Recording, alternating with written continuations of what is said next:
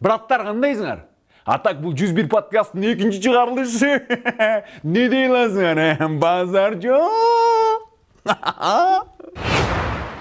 Урматтуу достор, андыктан каналыбызга катталабыз, лайк жадырабыз жана пикир калтырабыз.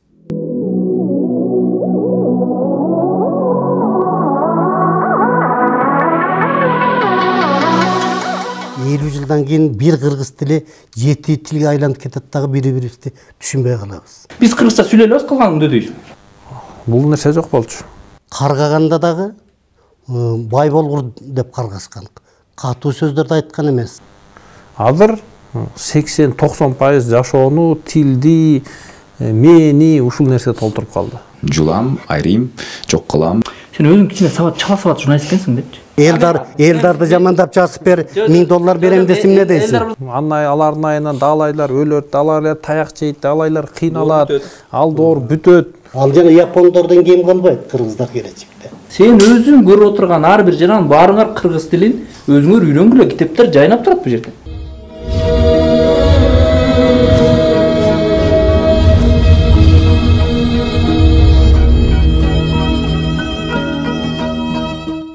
Барынан сөз алды, барынан сөз улук дейбиз. Анан кийин сөз сыйлаган, сөз баалаган калкпыз дейбиз.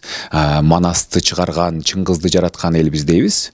Бирок 21-жылымда, 2021 жылы биз мактана турган мындай нерсебиз жок да. Мунун себеби эмнеде болуп атат? Кандай деп ойлойсуздар? Мен жеке оюмча тил бул бир эле жылы же аз убакытта калыптанбайт да. Улуттук университеттин профессору, филология илимдеринин кандидаты, барандуу эмгектердин автору Ишембек Султаналиев. Бир нечелеген кылымдар бою калыптанат. Жанагы Манас эпосунун калыптанышы, Чыңгыз Айдын аттын чыгышы, ал кенже эпосторубуз канча, макал лакаптарыбыз канча. Булар бир нече кылымдап пайда болгон кыргыз элинин байлыгы да. Эми ал жок болуп кетпейт. Кеп ошону кийинки муундардын ийгиликтүү улантып, колдонуп кетишинде да. Мына ушул тилдин, кыргыз тилинин колдонулушу боюнча албетте жогорку орто окуу жайларында кыргыз тили колдонулуп атат. Бала бакчылар бар, аздыр көптүр. Массалык маалымат каражаттарында колдонулуп атат, илимий иштер жазылып атат дегендей, газета журналдар чыгып атат. Бирок эми ар бир замандын өзүнүн талабы да жараша өзгөрүп да турат да. Бул тилдин коомдук функциясы деп коюп атпайбызбы, кызматы да. Муну ошол жагынан алып караганда бүгүнкү күндө өзгөчө интернет доорунда, социалдык тармактарда тилдин колдонулушу, тил маданияты ойдогудай деп чынды айта албайм. Себеби өзүңөр деле көрүп атасыңар, интернетке кирсеңер эле сөгүшкөн, сагышкан, бири-бирине жаман айтышкан, 2 жаат, 3 жаат болуп бөлүнгөн кыргыздар. Ошонун баарынын эле тилеги бир эле жерде болуш керек менимче. Элди өнүктүрөлү, тилибизди өнүктүрөлү деп атышат. Бирок ал ошо элди жакшылыкка үндөй турган нускалуу сөздөр керек да. Кыргыз адам өлгөндө дагы жумшак сөздөр менен угузган. Кыргыздар ата-бабабыздын салтында каргаганда дагы бай болгур деп каргашкан. Катуу сөздөрдү айткан эмес, нарксыз сөздөрдү айткан эмес, ынтымакка чакырган сөздөр менен айтышкан. Кудай жалгагыр деп каргаган. Карачы, эмне деген карыш. Себеби ошол сөз өзүңө келип тигет кайра. Адамдын оозунан чыккан сөз аркылуу анын адамдын ким экенин билсек болот. Ошон үчүн жылкы кашынышканча адам сүйлөшкөнчө деген макалын чыгарышкан. Сөздүн кыскасы аркандын узуну деген жакшы деген макалдарды чыгарышкан. Сөздү баалап, барктап келишкен. Мына ушул жаатынан алып караганда бүгүнкү албетте жаштардын арасынан да жакшы блогерлер, журналисттер, коомдук ишмерлер бар. Сөз байлыгы кеңири, жакшы, маданияттуу дегенде. Бирок эми бул жетишсиз да. Жанагындай мындай мите сөздөр деп коюп атабыз го. Ошолор басымдуулук кылып кетип атат окшойт. Мына ушуга бир кандай кылабыз, бир чара көрбөсөк, келечегибиз мындай бүлөңк болуп калышы мүмкүн. Элдар мырза, сиз айтсаңыз, бул тил бир өйдө чыгып, бир ылдый түшүп, мындай динамикалуу өнүгө турган курал деп билсек болобу? Азыркы учурда биздин абалыбыз кандай? Тил убакыт өткөн сайын ал бир жагынан байып турат, бир жагынан кемип турат го дейм, заманга жараша. Саясатчы, экономист, бизнесмен Элдар Абакиров. 20-30 жыл мурун ошол мобилдүү телефон же чөнтөк телефон деп эч ким, эми чөнтөк телефон жок болчу да ал кезде. Чөнтөк телефон деп калды, эми мобилдүү деп телефон коебуз. Менин эсимде бар. Ошол 3-4 класста биз орусча окуп калдык өмүр боючу. Бала бакчада орусча болду, мектепте орус тилдүү болду, университетте орус тилдүү болду. Кыргыз тил мугалими менен отуруп, анан космонавт деген сөздү мен космосчу деп которуп алдым да. Анан тиги мугалим урушат мени: "Ай, бала, андай сөз жок. Космонавт деп айтты." Ой, кыргызча космосчу го деп анан мен логика жагынан заманга жараша тил өзгөрө берет. Анан албетте ишемеге айткандай, жаман сөздөрдүн ордуна мындай туура сөздөр менен байып турса жакшы болмок. Анан жаргон болуп, анан негизги коомго таасир эте турган адамдар ушу тилди сүйлөө жагынан ошол кандайдыр бир жалкоолук, жоопкерсиздик кылбаш керек да. Ошол жерден кылып атканда бул жалпы элге таасир этип коет. Анан азыр дагы бир нерсе бар. Кайсы кичинекей баланы албайлы, баары орусча так сүйлөйт, билет. Анын бир эле себеби бар. Ал мультфильмдин баары орусча, YouTube'тун таасири чоң. Биз ошол YouTube'га жакшы кыргызча мультфильмди толтурмайынча кичинекей баланын тили калыптанбайт. Ошол аркылуу тил байыйт да. Ошол кичинекей бала бир учурда ата-эне баладан бир маалымат алып калат. Бала ошол орусча сүйлөп отуруп, ата-энеси да аны менен орусча сүйлөп отурат. Демек бала кыргызчаны туура сүйлөсө, бул ата-энеге да таасир этет да. Ошол нерсеге 21-кылымда бул WhatsApp жылы, Facebook, YouTube ушунун баарына биз өзгөчө көңүл буруп, керек болсо бюджеттен ошого акча бөлүп, жакшы мультфильмдерди тарттырып, кыргыз тилинде жакшы орду менен жакшы сүйлөнгөн мультфильмдерди тарттырсак, анан WhatsApp'та да азыр баарыбыз сөздүк колдонобуз, кыргызча сөз баштаганда мындай толугу менен туура сөз чыгып калат. Ошолдо бир топ тилди түздөп, адамдын мындай айтканда грамматикасын, быт жагын оңдойт да, лексикасын. Ошону дагы бир жакшылап текшерип чыгыш керек. Ошо сөздөр туура чыгып атабы? Эми бизде жана Юдахин жана башкалардын сөздүктөрү бар го. Ошолорго дал келеби? Менин оюмча 21-кылымда ушуга өзгөчө көңүл бурсак эле, бир топ эле тил жакшы жактуу көздөй өзгөрүп кетет деп ойлойм да. Токтосунга суроо берим келип турат да. Ошо жоопкерчилик тууралуу биз эл алдындагы жүргөн инсандар, алып баруучулар, саясатчылар, блогерлер жоопкерчиликти сезишеби? Журналист, блогер Токтосун Шамбетов. Мен алгач бир агайларга, анан эжелерге бир мындай суроо, анан бир сынды айтат элем да. Мен өткөндө отуруп ойлондум да, эмнеге биз Төлбай Казаковтай болуп кызыктуу сүйлөй албайбыз кыргызча дедим да. Сүйлөшкөнүбүз кызыктуу эмес. Бир 10 мүнөт сөйлөгөндөн кийин ташап кетесиң да, жаңда отурган маектешиңенчи.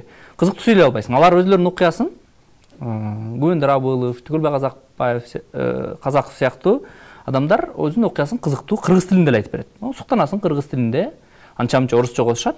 Советтер Союзунун тарбиясы, анан баары сөз байыш керек да, орусча кошуш керек. Ал мындай кет албачу нерсе да. Анан мен ойлонуп отуруп, демек бүгүн Кыргызстанда кыргыз тилине адам өзү гана кызыкса, кыргызча сүйлөп, так, анан ошондой көркөмдүү сүйлөгөнгө өзү гана аракет кылбаса, айлана чөйрөдө эч кандай шарт жок. Бирок биз дайыма өзүбүз күнөөлүү эмес, ушул жерде отурган бешөөбүз дагы бирөөнү күнөөлөп атпайбызбы? Депутаттарды күнөөлөдүк бирөөбүз, бирөөлөр саясатчыларды күнөөлөдүк, бирөөбүз ошо акча алып отуруп алганда күнөөлөдүк. Анан интернетти күнөөлөдүк, анда бүт англисче, анан орусча, биз кыргызчабыз ошон үчүн ушундай болуп калды депчи. Бирок Америкада дагы таптаза англисче сүйлөгөн муун бар. Таптаза ошол сленгтер менен сүйлөгөн өзүнчө муун бар. Орустарда дагы ошондой өзүнчө сленг бар. Краш деп сүйлөйт. ошол эле друг деген сөздү дагы башкача кылып сүйлөгөн, бирок ошондой сүйлөгөн сөз ошондой муун бар. Аны эч жака ката албайсың, аны эч жака жогото албайсың, аларды сындай албайсың, алар дагы өзүнүн мекенинде патриот кылып аткан жаштар да.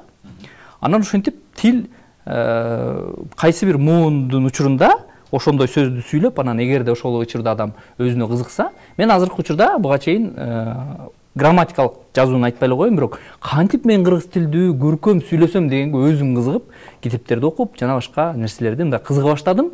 Мен үчүн шылтоо эмес. Кыргыз тилин билбей калат деген, жана интернетте жок, же болбосо башкада жок деген шылтоо эмес. Мен 2090-жылдагыдан кийин 2000-жылда каталдыкта чоңойгон баламын. Ата-энебиз бизди башка ийримдерге бермек турсун, курсагыбызды тойгузуп, бүтүнүрөөк ботинке кийгизгенин эле сүйүнчү. Мага эч кандай бир кошумча билим берилген эмес. Мен ошол чала кыргыз болуп чоңойгом. Же кыргыз тилин жакшы окуй албайм, же орус тилин жакшы окуй албайм болуп ортодо бала болуп чоңойгом. Бирок мен чоңоюп, аң сезим жетип 30га чыккандан ойлонуп атам да. Демек, өзүн адам өзү кыргыз тилин сактайм десе, өзү сүйлөп, өзү издениш керек экен. Ага мамлекет, коом, интернет эч кандай нерсени бербейт. Биз 90-жылдар айтканбыз, бүттү, союздан ажырадык, эми биз кыргыз тилинде китеп чыгарышыбыз керек, кыргыз тилин өнүкпөш үчүн деп. Бирок китепти чыгарган жокпуз да. Эми биз айтып отурабыз, биз интернетке жүктөшүбүз керек экен деп. Ушинтип доор өтүп кетет да, башка доор келет да. Ал келгичи жүктөбөйт эч ким интернетке. Интернетке эмес азыр айлык бергенге акча жок өкмөттө. Башкасын кой. Медицинага койка койгонго, баягы керебеттерди койгонго акча жок азыр өкмөттө. Сен өзүң көрүп отурган ар бир жаран баарыңар кыргыз тилин өзүңөр үйрөнгүлө, китептер жайнап турат бул жерде. Маданиятты сүйлөйм десең, адам өзүнөн башташ керек. Бирок баардык адамды күнөөлөп, орустарда айтат баягы терминде, элералык терминде снобизм деп. Мен опера театрга, балетке барсам, орусча айтканда баягы манера аристократа деп коет. Мен кыргызча сүйлөйм, калганыңар кыргызча сүйлөй албаган барыңар дөдөйсүңөр деген биздин улумундун ушундай бар. Биз кыргызча сүйлөй алабыз, калганын дөдөйсүң деген нерседен кетип, кыргызча сүйлөйм деп аткандарды колдон тартып жардам берип, кыргызча сүйлөйм мен, сленг менен сүйлөйм деген муун албетте ал кыйнап лагерге камап кыргызча сүйлөтсөң дагы ошондой сленг менен сүйлөгөн муун кете берет өзүнчө. Бирок улуттун уңгусун сактап калуучу кайсы бир улутта сөзсүз ал жылаңач болотур болсо, мына ушул эфир жылаңач баатырлык менен тартылган эфир да. Эч ким бар, эч ким айлык төлөп бербейт, эч ким бул 100 000 просмотр албайт. Бирок ушундай уңгууну сактаган кайсы бир уңгу болот. Ошон үчүн ар бир адамга эле, ар бир кыргыз тили үчүн күйгөн адам өзүндө кыргыз тилине өзү аракет кылып жүктөш керек. Жок, биз мамлекеттик идеологияда кыргыз тилин өнүктүрүшүп жеткиришибиз керек десе, бүгүн илимдин тили англис тили. Ошол америкалыктар, ошол кытайлыктар, ошол орустар чыгарган техникага жетишип өнүккөндө гана сенин тилиңде башка эл сүйлөйт. Бүгүн Кыргызстанда жатып алып, тишчи кууш чыгарбай анан кыргыз тилин өнүктүрөбүз деген сөз акча ойлой калып. Ошо акча менен эле баарын өнүктүрүп салабыз деген сөз мен үчүн мындай артка эле кеткен сөз да. Бул жерде чынында суу кечпейт, Суу кечпеген сөз. Мамлекет бөлүп бир нерсе кылат деген суу кечпеген сөз. теманы деген биз кыргыз тилине басым жасап коюп атпайбызбы? Негизи бул кыргызча сүйлөйсүңбү, орусча сүйлөйсүңбү? Бул кайсы тилде сүйлөө эмес, маселе сүйлөө маданияты, сүйлөө адеби деген бул баягы жагымдуу болуп, жана Түгөлбай Казаков неге укулуктуу деп атпайсызбы? Себеп дегенде сөз байлыгы көп. Анан ал деген мындай сүйлөмдү туура түзүп, анан мындай бир эч кимдин немесине шек келтирбей, эч кимдин аброюна шек келтирбей, эч кимди жамандабай, критикалабай, же болбосо бир негативди көп сүйлөй бербей, анан сөз байлыгынын көптүгүнөн баягы туура мындай укулуктуу кылып сүйлөйт болуш керек да. Сүйлөө маданияты жөнүндө көбүрөөк кеп болуп атат да. Кыргыз тил өнүктүрүү эмес. туура маселени көтөрөт. Сүйлөө маданияты боюнча мындай айтайын, орустун блогер бар, мен блогер катары бул жерде айтып атканым, Юрий Дудь деген блогер бар да. Анан ал айтып атат да, анын өзүнүн концепциясы, программасы. Адам, ар бир адам жүрөгүндө, көкүрөгүндө эмнеге, почему деген суроону берет да. Ал эмнеге деген суроону өзү түшүш керек. Кайсы кырдаал болбосун, мыйзамбы, ошол учурбу, саясий абалбы, адам ичинде эмнеге деген суроо бериш керек. Бүгүн биздин да мен көп сурамжылоого чыгам журналист катары. Көчөдөн чыгып туруп сурайсың да, сиз эмдөөгө эмнеге каршы болуп атасыз, эмдөөгө кандай карайсыз десең, кыргыздар ошол ичиндеги сөзүн аяк башын сүйлөмүн жыя албайт. Башындагы сүйлөмдү аягында айтып, аягында сүйлөйт. Себеби ар бир адам өзү ушу баягы жөн эле бир мамлекетке армия болгонго жаралган да. Ар бир адам отуруп ойлонбойт да. Эмнеге деп ичинде адам өзүнө суроо түшсө, биринчи далилде болсо, анан суроону кыскартса колдон келишинче, анан берсе адам мындай маңыздуураак болот да. Орустар же башка чет өлкөлүктөргө чыгып журналист көчөдөн жарандардан микрофон такап суроо сураса, бардыгысы кыска так кылып жооп берет. Бизде качат да. Ою жыйнактуу. Ойду жыйнай албайт да кыргыздарчы. Ал неден? Ал китеп окуганда. Шемек агай, ушул жерден могул 90-жылдардан кийин бизде мектептерде, университеттерде тест неме өткөтпөдүбү? Тесттелүүгө жайылып кетпедиби? Ошол менен баягы ооз эки айтып берүү, оюн топтоп айтуу ушул аксап калган жокпу? Албетте, бул тест аркылуу тесттик форма билим берүүнү мугалим менен окуучулардын ортосунда контактыны жоюу максатында киргизилген да бул. Анан жанагы коррупция болуп кетпесин, акча алып анан тапшырбай албасын деп, анан тестти компьютерге тапшырышат. Анан бунун оң жагы да бар. Анан экинчи жагынан терс жагы да бар да. Бала мурун экзаменге даярданганда биз кантип сүйлөйм, кантип жооп берем деп жанагы токтосун айткандай эмнеден баштайм, андан кийин экинчи эмнени айтам, үчүнчү эмнени айтам деп ичибизден пландаштырып анан мугалимдин алдына барганда оюбузду иреттүү сүйлөп берчүбүз. Эми азыр андай болбой атпайбы? Эми муну мен сөздү багы алыстан баштагым келбейт, бирок баланы башынан башташ керек экен деп калдым, бала бакчадан. Себеби биз университеттен үйрөнгөн жокпуз биз тилди. Биз деген ошо үйдөн чоң апаларыбыз жомок айтып берип, табышмак, жаңылмач айттырып атып, кулагыбызга сиңип калган. Мына ошондон анан үйрөндүк да. А бизде эмне болуп атат? Илимде, психолингвистикадан илимде баланын тили 6 жашка чейин гана калыптанат. 6 жашкадан кийин анын тили чыкпайт ал. Ошол 6 жашка чейинки эс тутуму ушунчалык тиришимдуктудай жанагы компьютерде эле болот экен да. Бир эле укканын, даже укпаган дагы эсине тутуп калат экен. Анан бизде азыр бала бакчаларда эмне болуп атат? Бала бакчада баланын тили орусча чыгып калып атат. Же орусча эмес, үйүнөн кыргызча сүйлөйт, же кыргызча эмес. Анан сөз байлыгы жоголуп калып атпайбы? Анан же оюну айтып түшүндүрө албай калып атышат. Ошон үчүн жанагы менчик бала бакчалардан бери сөзсүз кыргыз, азыр бүт эле орус группалар болуп кетти. Анан мына мен өзүм кызым балдарын берейин десе, менчик мамлекеттик бакчалар жетишпейт, менчик бакчаларда жалаң орусча экен. Кыргыз бөлүмү жок. Анан эми ал Россия бизсиз деле орус тилин өнүктүрө берет. Анан биз ошол аз элдер өзүбүздүн тилибизди сактап калыш үчүн ошо бала бакчага балдарыбызды бала бакчага берип койсок, биз көп жеңил түшүктөн кутулабыз. Ал баланы бала бакчаны бүттүп, анан орусча бала бакчага барган баланы мектептен аны кайра кыргызча үйрөтүш үчүн ага бир топ жыл керек. Андан улантып анан мектепте орусча бүткөн баланы кайра кыргызча үйрөтүш мүмкүн эмес. Багы сүйлөшүү деңгээлинде атын ким, атын баланча дегенди билиш мүмкүн. Бирок ал кыргыз тилинде ой жүгүртүп, кыргызча чачырата сүйлөп, жана Түгөлбай казактардай болуп сүйлөй албайт ал бала өмүр бою. Ошондой болуп калып атпайбы?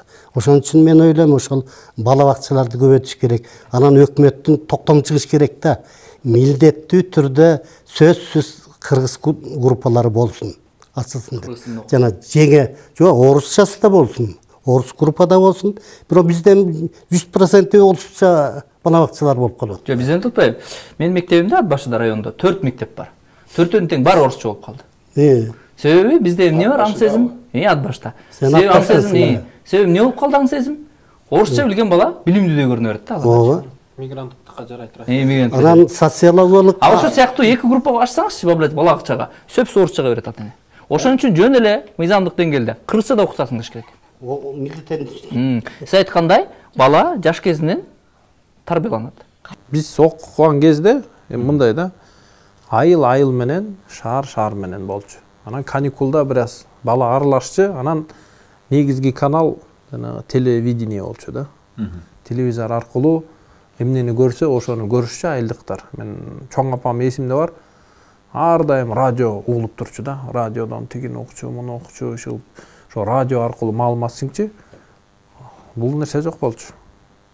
Азыр 80-90% жашоону, тилди, мени ушул нерсе толтуруп калды. Мунун ичинде эмне бар? Делегация Мурун мындай болчу. Мына мусор деген биякта таштанды. Бул жакшы таза нерсе. Ата эне баласы менен басып баратса айтат: "Ай балам, дээрде жаман балдар ойноп атат, ага кошулба" деп коет. Анткени ал жерде жаргон, жаман сөздөр менен колдонуп сүйлөйт.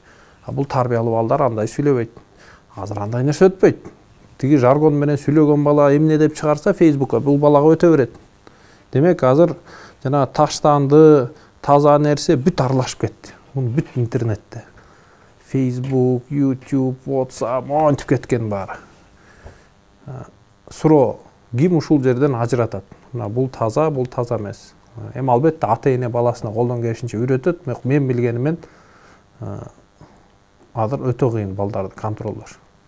Балаңа же сотка сатып бербешиң керек, же сатып берсең жанагындай ар кандай көзөмөлдөө программаларын орнотуп, жарым саат ойун ойносоң болот, жарым саат Facebook колдонсоң болот, андан ашык болбойт деп алда өзүнчө бир чоң жумуш экен. Ыйлап атпайбы? Мен 4 балам бар, 4-төн өтейин коюп көрдүм, аягында экөөнүн телефонун алып бербей койдум. Экөөнү да калды улурактарына, анткени алар айтат: "Атам, ага сабагыма керек, мен сабак окуп атам, мынтип атам." Ошол тил сүйлөө маданияты азыр ошол аркылуу келип атпайбы муундаргачы? Ошол маселени чечиш керек да. Баарыңарга суроо бергим келип турат да. Токтосун айтпадыбы? Биз суктана турган адамдар жок койсо болуп атат. Аларды каяктан табабыз? Кимди ээрчийбиз? Кайсынысы туура? Ал толук ошондой деп айткан жок го, мен ошондой адамдар бар дебедиби. Андай адамдар азыр деле арабызда эле жүрөт. Ошол адамдарды чыгарыш үчүн ошол адамдарга мындай артыкчылык беришибиз керек да, угушубуз керек. Биз аларды укпай атпайбызбы? Андан көрө жана тескери сүйлөгөндөрдүн сөзү өтүп кетип атат. Биз алардын сөзүн көп уккубуз келбейт. Ар кандай учурларда тиги керек болсо тиги бандиттердин, рекеттердин, акчасы көптөрдүн сөзү күн сайын массалык маалымат каражаттарында пропагандаланып айтылып, анан эми ал жана айта турган, дей тургандар улуу кишилер состормакка кире алышпайт. Же айтайын деген айта алышпайт. Же болбосо китеби чыкпайт. Же болбосо дагы бир микрофон берилбейт. Ошон үчүн эми азыркы жаштар блогерлерде көп милдет бар да. Жана мисалы үчүн казактардын жана кыска метраждуу бир тарбиялык маанидеги бир тасмалдар чыгып атпайбы? Казакча эле сүйлөп атат. Жанагы апасын тойго чакырбай койгон бала мисалы үчүн. Эми ушундай нерселерди көбөйтүшүбүз керек да. Бул ким Элдар айткандай, мына менде деле неберелер бар. Тажаганда эми тентек да. Тажагандай тынчыраак жаныбызды койсун ушул. Отуруп турчу деп сотканы карматып коюп атпайбыз. Эртелен кечке сотка менен отуруп атат. Анан компьютерге отурат. Компьютер телевизор көрбөй көзүң ооруйт деп. Компьютерге отурсак анда оюн бүт бойдон орусча. Анан эми ал балдардан көрүш да кыйын болуп атпайбы? Тилди угуш керек. Жана мен айтып атпаймынбы, чоң элелерибиз сүйлөп отурганда ал Түгөлбай Казаковду кой, жөн эле айылдык бир жөнөкөй абышка кемпир тиги шаарга барып келген, кызына учурашып келгенин айтса, макалдаштырып, куюлуштуруп айтса, ушу бир роман окугандай болуп, кызыгып ушундай бир кызыктуу баяндап бере эле да. Анан эми азыркы биздин балдардан ошондой адамдар чыгабы? Жок, мындай жүрүп отурсак чыкпай калышы мүмкүн. Ошон үчүн бул ар бир адамдын дагы өзүнүн аракети керек албетте. Өзбектер мисалы үчүн 5 жашар баласына сүйлөп көрчү, ал өзбекче билбесең, ал жерден нан сурап ала албайсың. Аларды эмне закон менен кыстады дейсиңби? Алардын канына сиңген. Биз өзүбүз оома калыпбыз дагынан өзүбүздөн башташты билбей ошо башкаларды айтып атпайбызбы? Андан сырткары мамлекеттик деңгээлде мамлекеттик тил саясаты деген чоң нерсе бул. Мына экинчи орус тили, эне тилибиз деп орус тилин бир топ жерге алып барып салбадык Кыргызстанда. Кыргызстанда орусча билбеген киши жок. Тескерисинче азыр кыргыздарга кыргыз тилин үйрөтүш кыйын болуп баратат. Орус тилин боюнча мындай маселе жок. Ошон үчүн жанагындай колдоо көрсөтүп, ошол компьютердеги жана оюндарды кыргызчалатсак эмне болот эле? Оюндар. Анан ошо сабак берип жүрөсүз да, мисалы журналистикада журналисттерге 5 жыл бою орфография, орфоэпия дегендерди үйрөтөбү? Ушул экөөнүн да айырмасын айтсаңыз, мисалы орфография, орфоэпия деген бар. Орфоэпия деген бул грек тилинен алынганда орфос туура, эпос айтуу сүйлөө, туура сүйлөө эрежеси да бар. Андан сырткары орфография бул туура жазуу эрежеси деген бар да. Экөөнү чаташтырбаш керек. Мисалы үчүн Чыңгыз деп ың менен айтабыз, н менен жазылат. Сагынбай Орозбаков деп м менен айтабыз, н менен жазылат. Чекара деп жазабыз, экөөлөк, бирок чегара деп айтышыбыз керек. Экөө эки башка. Аны ошону үйрөтө турган дагы бир институт болуш керек да, окуу жайы. Эми мектепте орфография, туура сүйлөө, туура жазуу эрежеси 1-2 гана саат окулат. Болду. Андан кийин анан жогорку окуу жайларында азыр журналисттерди чоң армияда бул. Журналисттерди карап эл түстөнөт. Журналисттер кээде мен айтсам студенттерге, агай тиги кесипте мынтип жазып атпайбы деп кайра замчаны коюп атат. Демек силерге ишенет. Журналисттерге ишенет. Мага караганда. А журналисттер эмне болуп атат? Орфография боюнча билимдери начарыраак болуп атат. Окушпайт. Мисалы улуттук университетте орфографиядан мен берчимин. Биринчи эле киргенде диктант алчумун. Ошондо бир дагы журналист дегенде 3 алчу эмес. Анан сабактын аягында жакшы жазганга үйрөнүп калыш. Эми орфографияны алып салышты улуттук университетте. Сабак жок азыр анда. Сабак жок. Журналисттерде жок. Журналисттерде жок. Дагы кимдер даярдайт журналисттерди? Манас Түрк университети даярдайт. Жакшы журналисттер чыгарат. А бирок кыргыз тилинин орфографиясын окутабы алар? Окутпайт. Жок. Бишкек гуманитардык университетинде журналисттер бүтүп атат. Маселенин баары ош жерде турбайбы анда? Орфография өзүнчө сабак катары окутулабы? Жок. Эч жерде окутулбайт. Жогорку окуу жайында да, орто окуу жайында да, колледждерде да. Мисалы дагы маселе бар да. Бүгүн журналисттерди, 1000 журналисттерди программа менен окутту да. Орфографияны баарын, ката грамматика. Бүгүн салттуу журналистикадагы кетип баратат да. Бүгүн журналистикадан чыныгы журналистти киши көрөбү же мындай чыгыраак хайп жараткан блогерди киши көрөбү? Биз сүйлөшүп аткан маселени ашып кетсек ким киши көрөт да? Ашып кетсек ким киши? Хайп жараткан, туура эмес сүйлөгөн, сленгтер менен сүйлөгөн, дегендерди 200 000 киши көрөт да. Ошон үчүн айтып атпаймынбы? Адам психологиясына байланыштуу. Журналисттерди азыр коомдо таасир этүүчү, мурда баягы журналисттер чоң таасир этүүчү күч болчу. Кайсы бир эмени коомдун оюн, аң сезимин жана башка ошол бараткан багытын бура турчу журналистика болуп барат да. А бирок бүгүн журналистика өзү ошондой бураламбы мен? Себеби мен кыргыз ошол акыркы журналистиканы 5 жыл окуган журналисттер 5 жыл эмнени окуйт өзүм деле түшүнбөйм да. Соц тармактарда шок, тескөр, анан баланча түкүнчө хайп жараткан нерселердин жанында эле сөзсүз түрдө агрессивдүү кастык тили дагы орун алды да. Жулам, айрым, жок кылам, жер менен тилиңди жулам, башыңды үйсөм, учетко отургузам деген сыяктуу.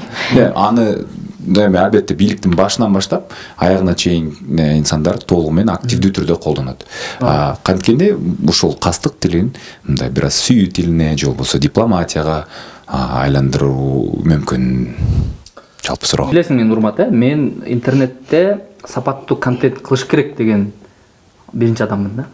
Бардыгысы азыр ырчылардын, чорчулардын ошол миллион подписчиги бар эмелер дагы мени эфирден көрүп атса таң калтырбайт. Кээ бир постторун салып эле текшертет да магачы. Ушуну жазып койсом кандай болот? Ушу ката жазган жокмунбу, анткен жокмунбу депчи.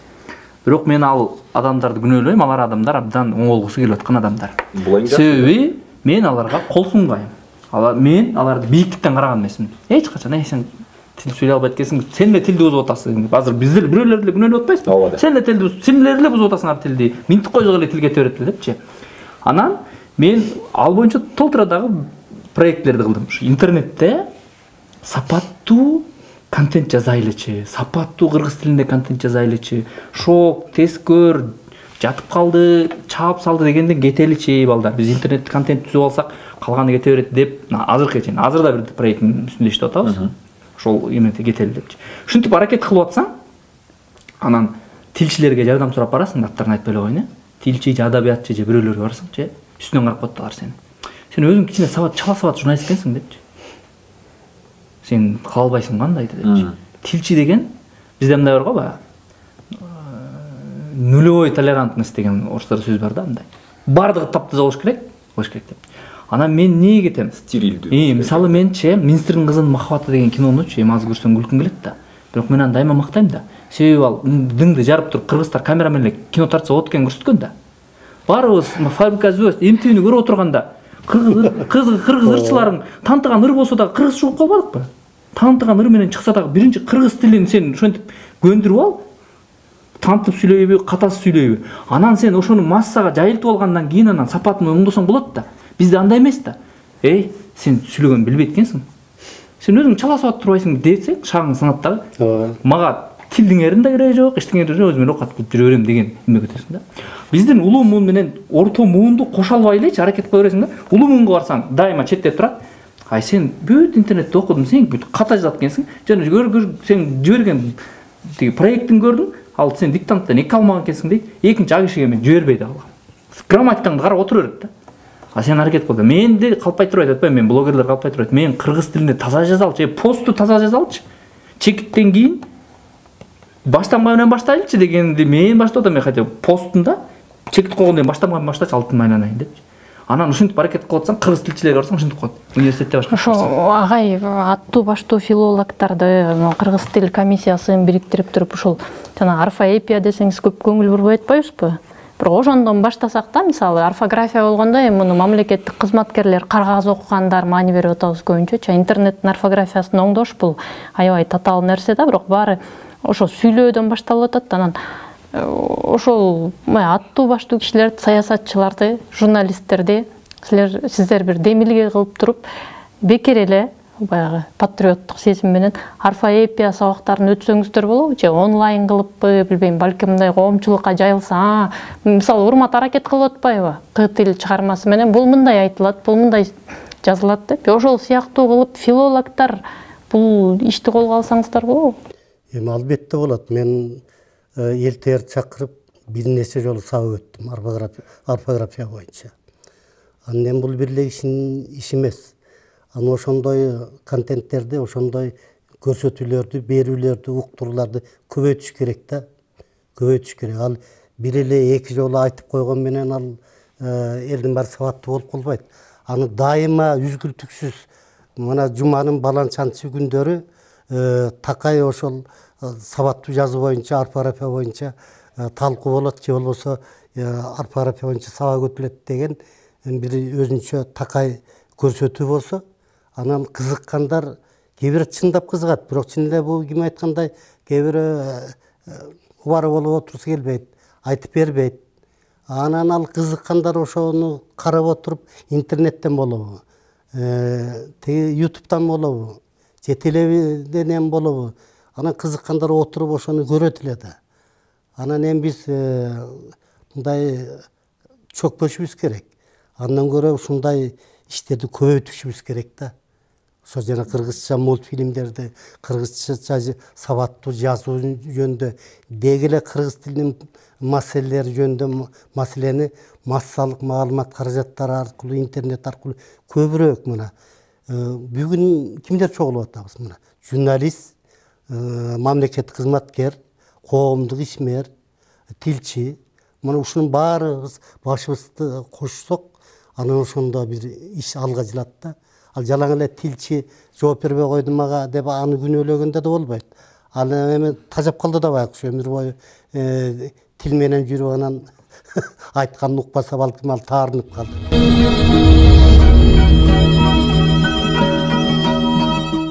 Бирөөдөн угуп калдым. Шайлоо мезгилинде жакшы иштеп деп бир кыз хайп менен иштептир да. Анан бир там алдым дегенде мен ишенген жокмун. Ал эмне ушунчалык көп төлөшөбү жана хайпка? Атайын жаздырышабы? Анан андай болуп отурсам да биздин сүйлөшкөнүбүз бабы көпчүлүгү талаага кетиши мүмкүн. Анан бири хайп материалга 5 мүнөттүк же болбосо бир жазып койгонго $1000 берип отурса, мен өзү 15 000 сом алам бир айда ара. Ошо суроо берип атпаймынбы? Менде жок ушуга. Журналист Мисалы Элдар мырзаны мен азыркы замандын ачуучунду Элдар мырзаны мен бир 10 жылдан бери тааныйм. Өзү министрликте иштегенде, мамлекеттик кызмат иштегенде, башка саясатта жүргөндө дагы компетенттүү, токтоо, сабырдуу, мындай өзүн саясатчы катары алып жүргөн адам да. маданияттуу саясатчы. Бирок эртең спорт залдан келген саясатчылар популярдуу болуп атпайбы? Ошол эле Сен өзүнчө мактап аткан жоксуңбу? Эртең бирөө элдарды жамандап жазып бер, $1000 берем десең эмне дейсиң? Элдар мырза айтат, мен бетпен айтам, жамандасам, Урматтуу неме анан бирки спортчулар популярдуу болуп атпайбы? Ошого баягы салыштыруу келтирип атпаймынбы? Бирок мисалы Элдар мырзага капа болбош керек. Себеби мен жана айтканым ошол болчу да. Түшүнгөн катмар бар. Анан баягы түшүнбөгөн, ээрчип кете берген катмар бар да. Эң башкысы ошо түшүнгөн катмарга сапаттуу бир нерсе жазсак болду да биз. Ошого жетсе болду. Бул жерде мындай да үй куруш керек дейли. Кыргызстан деген үй куруш керек. Анан бирөөлөр келет да, кирпичти алып, мана мен коос ыргытам, мынтем, тигинтем деп. Аны менен үй курулбайт. Аны менен бир жөн эле бир таштанды бир нерсе курулат. Үй куруш үчүн ага сабырдуулук керек, шашпай коюш керек, түз коюш керек. Эми бузуш тез, оңдош кыйын дегендей эле бул да замандан өтөбүз буюрсачы. Ошентип кыйкырган немелер акыры талкалап, алардын айынан даалайлар өлөт, даалайлар таяк жейт, даалайлар кыйналат, ал доор бүтөт. Эми Кудай сактасын, ошону менен доор бүтүп калбасын эми. 2000-3000 жылдан бери келаткан кыргыз элибиз аны сабактан өтүп, биздин да заман келет, куручулардын заманы.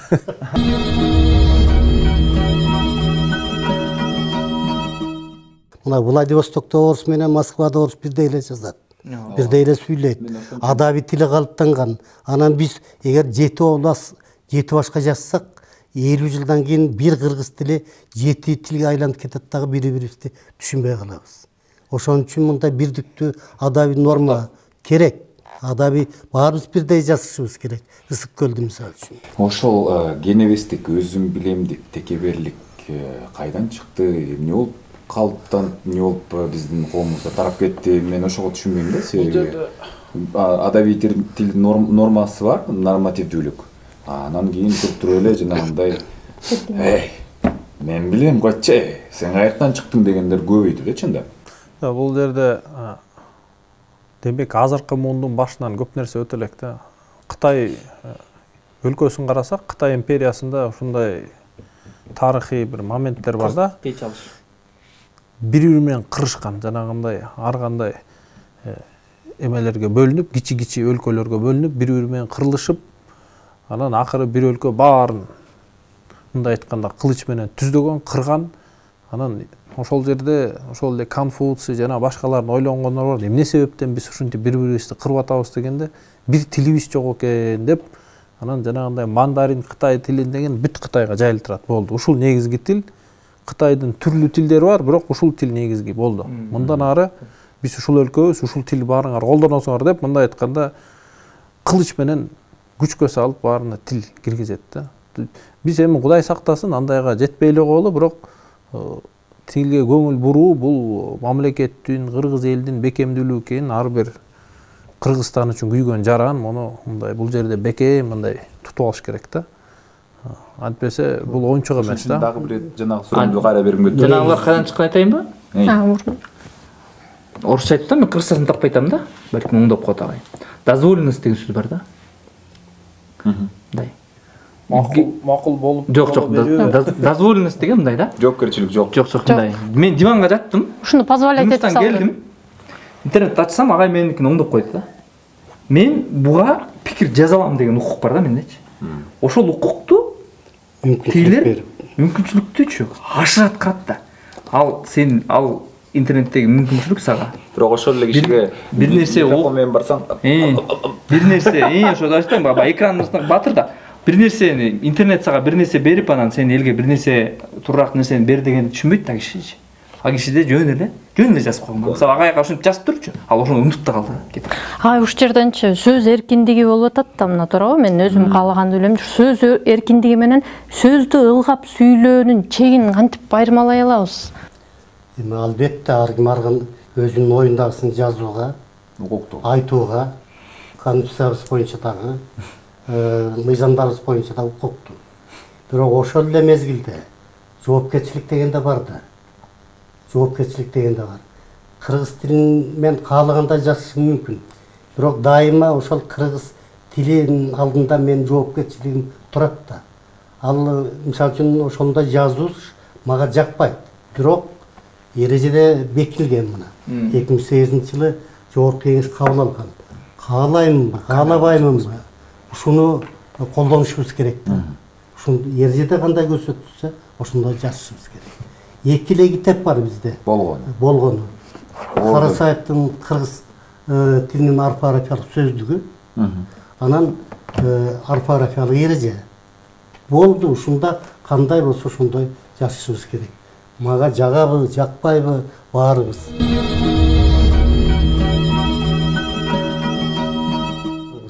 Азыр эми нарк деген кетип эле карызы деле, жашы деле кээде 2-ге 3-ге арап бул, анан тиги бул, анан тиги теңирчи дагы бири жиктерге бөлүнүшүп эле бирин-бири айыптап сөгүп жаткан киши.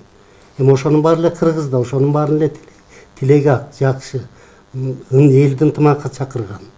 Мындай нарктуу сөздөрдөн сүйлөп, өзгөчө улуулар, кичүүлөр деле, журналисттерде да чоң милдет бар да. Элди ошо ынтымакка чакырган, элди ажыратып бөлбөй, мындай алга сүрөй турган, Кыргызстандын өнүгүшү үчүн, кыргыз элинин келечеги үчүн, ошо өзүнүн жеке кузаматын, ички таарынычын жана жаман сөзүн ичине ката туруп, жакшы сөз сүйлөшүбүз керек да. Жакшы сөз сүйлөсөң анан биз жакшылыкка жетебиз да. Анан эле жаманда беле бири-бирибизди анан жалаң эле өлүм менен тиги зордукчулукту жаза берсек, биз оңолбойбуз анда. Ушундай болуш керек экен деп ойлойт балдар. Анан айтат аны газетага барып же неме эмне муну жазасыңар десек, антпесе газетабыз өтпөй калат дейт. Бул жерде бир эле ой келип атат. Өсөр эл бар, өлөр эл бар да. Өлөр эл ошол жаман адаттарга кирип, акыры өзүн жок кылат да. Өсөр эл болсо жакшы адатка кирип, өнүгүп өсөт. Маселе ошол жерде турган. Бал жерде башка маселе деле жок да. Демек, эгер кыргыз эли биз өсүп өнүгөбүз десек, биз жакшы жакка бурулушубуз керек. Жакшы сөзгө, билимге, технологияга, сынган кылычты окусаң, ошол кезде Россия империянын жанагы генерал полковник Скобелев келип, кыргыз айылдарды кыргандай, мындай биринен өрттөп, бир кичүү улуу каара эч ким калтырбай кырып, анан Курманжандатка ошону токтотуш үчүн алар менен мындай айтканда багынып берген да. Айласы жок. Маселе эмнеге? Маселе анткени орустардын пушкасы ошол кезде кыргыздын жана Китайка деген пушкасына караганда 5 эсе алсатчы. Биздер кылыч, найза, жаа менен турат, анан мындай 100 метр пушка аткады менен турат. Орустар келип, саны мүмкүн 10 эсе, 20 эсе аз, бирок 500 метр анан 10 эсе катуураак жардырган пушка менен келип эле бизди төбөлөп кеткен. Эчтеке кыла албай калдык. Андан бери мына 1,5 канча 2 кылымга жакын өттү. Кыңк эте албайбыз. Кыңк этсек, бизди мынтип эле кааласа жок кылата турган ар кандай чоң-чоң өлкөлөрдө курал жарактар бар. Анан мынтип көктүрөктү жаап, мен кыйынмын, анан кыйкырам, анан мынтем. Мунуңа караганда бекеринен макал жок да. Билимдүү миңди жыгат, күчтүү бирди жыгат десе, окуп ошол 5 эсе, 10 эсе катуу аткан пушканы кантип жазайт? Бул билим, бул технология. Ошого умтулган балдарды колдошубуз керек. Демек, биз өсөлү, өнүгөлү, коопсуздук, бекем да кылым карыптар эл бололу десек, биз туура жакка бурулушубуз керек. Жанагындайга көнүп, жанагы шок, уят, атың чыкпаса жер өрттүргөн акыры кыргыз эли жок болот, Кыргызстан жок болот. Бул жерде логика жагынан ошол жака баратабыз, муну токтотуш керек. Оюңузду улай мына токтосун да сөздүн төркүнү да ушунда болчу. Көп убакыт биз колониялык мамлекеттин курамында болуп, көбүн эсе баарыбыз кол менен болуп, эмнеге деген суроону бере албай, эркин ой жүгүртө албай, бир үстүртөн бир чоң байкени макулдугун күтүп отургандайбыз баарыбыз. Ошол кол менөздүктөн арылуу үчүн канча муун өтүшү керек? Бул убакыт жакынбы сиздердин оюңуздарча же мындай өтө деле жакын көрүнбөй элеби? Эми 1,25 жылда алмашат. Эң тез өнүккөн мамлекет, негизи мен окуган ошо экономика китептери боюнча бул Түштүк Корея. 28 жылда кедей өлкөдөн жанагындай Hyundai, Samsung'тарды чыгара баштаган өлкө да. 28 жылда кыска мөөнөттө чындыгында эң өнүккөн өлкө деп ошол айтат. Жапония, Германия караганда да тезирээк мындай кедейден өнүккөн өлкөлөрдүн арасына кошулган. Демек, кеминде 1 муун алмаш керек 25 жыл. Бирок азыр акселерация деген бар, тездетүү, бул интернет заманы болгон үчүн баары тез болуп атат. Азыр миллиардер компаниялар да тез пайда болот, тез жоголуп кетип атат. Мурунку заманга караганда азыр баары 5 эсе, 10 эсе тез алмашып атат. Демек, мүмкүн ошонун да таасиринен 25 жыл эмес, мүмкүн кыскараак мөөнөттө өзгөрүшү болушу мүмкүн. Бирок ага ошого жараша күч аракет керек да. Эми сен айтпадыңбы, канча жыл керек деп. Буга мындай булактын көзүн ачыш керек да, менимче. Кыргыз өзү жөндөмдүү калк. Эми сен ойлоп тапканга, бет алган жасаганга, карапайым эле айылдан чыккан кээ бир кишилер чөптү жүктөй турган, өзү чаба турган техникаларды кол менен жасап алып атышпайбы?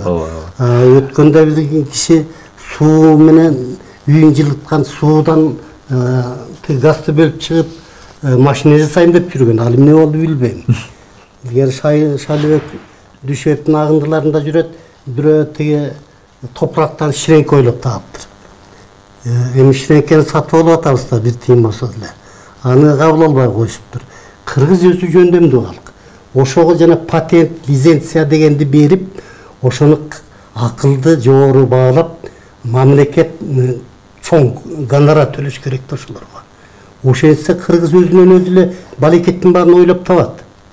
Ал жана япондордон кем калбайт кыргыздар келечекте. Ошого шарт мындай түрткү болуш керек да. Анан ошентсек анан өнүгүп 25 жылда эмес, биз бир 15 жылда эле өнүгүп кетишибиз мүмкүн. Үмүт үзбөш керек.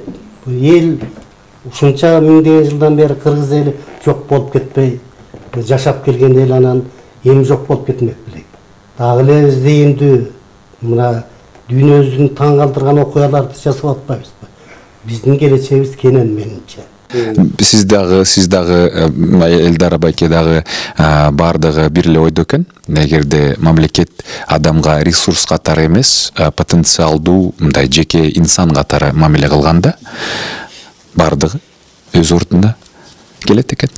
Чоң рахмат, бул 101 подкаст болду. Биз менен болуңуздар. Улуу кыргыз кагынат эмне болуп турган? Эмне болуп турап кеткен? Көп себептери болгон. Эмнеси? Мындай негизги себеби бар? Негизги себеби ошо ынтымак жок. Чачырап кеткен. Дүйнөлүк өзүбүз кичинекей болуп чоң дүйнөлүк империялар чоң кол салып сен аптасыптар ушинтип сүйлөйсүң. Ошо неме да, могул жерде айтылбай калган. Кичинекей отуруп чоң калпак кийип алган да. Теге Сибирден баштап Пакистанга чейинки аймакты ээлеп алган кыргыз кагынат. Аны башкара албай калган, аны чачырып кеткен. Кажернесиң атпашты. Мен Акмустамын. Боочунун небереси турбайсың. Эмне болду? Сен ыры менен айтсаң болду. Дүйнөлүк Мен кызыл туудамын. ооба. Дүйнөлүк эмелер, империялар кайсы бир чоң негизги согуштук, бирөө басып алып, экономикалык бир нерсе болуп кыйраган да. Только улуу кыргыз кагынат өзүн өзү кыйраган. Биз неме болуп атабыз да. Негизи бүт өлкөлөрүндө бир ашы ички ынтымаксыздыктан башталып, Омин, ошол. Суулар дагы билесизби? Сууну аябай сиңирет. Чоң рахмат.